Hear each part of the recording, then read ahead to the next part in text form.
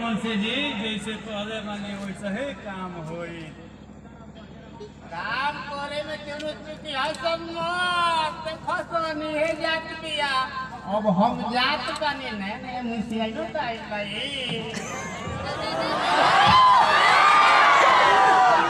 जाई उनको ख्याल रखो जरूरी बा।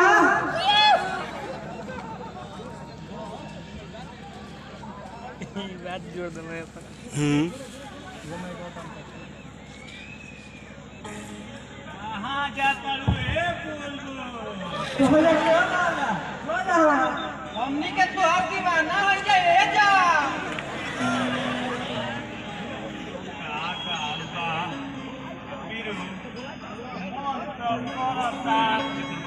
कितना चाहिए जवा जाई बचाओ बचाओ बचाओ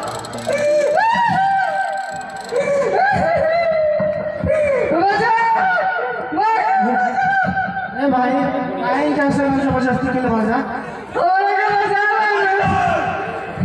हमारा हवाले कर दे। अगर तू अपना जान के खरीद चाहता है के लड़की के छोड़ दे हंसो तरी तू किनारा हट जा ई लोग खोल हंसो ए तरी ना मिला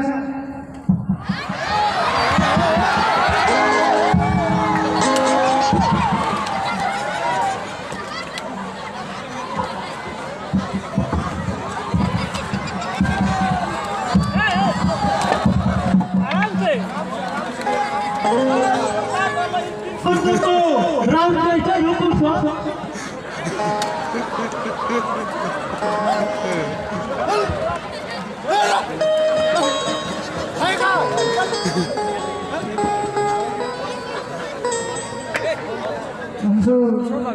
तारे से वो जरूरी बात करनी है दवाई बात बोला पहले हमारे लिए खा के कहो कि हमारे वादा के निभाई हो तुम्हारा वादा हम कैसे निभाता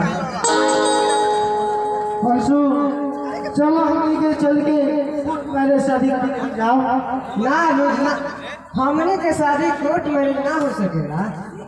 जब हमने के शादी ऐसे हुई पूरा गांव जवाब देखे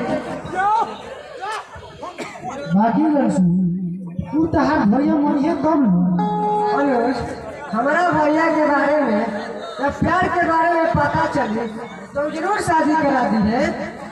हमार भैया हमरा से जान से ज्यादा प्यार करेंगे। अच्छा अनुज ठीक बा अनुज चलते हैं हम देर देरी हो गई। परसों चल दी हम आज बोले ना मिलूंगा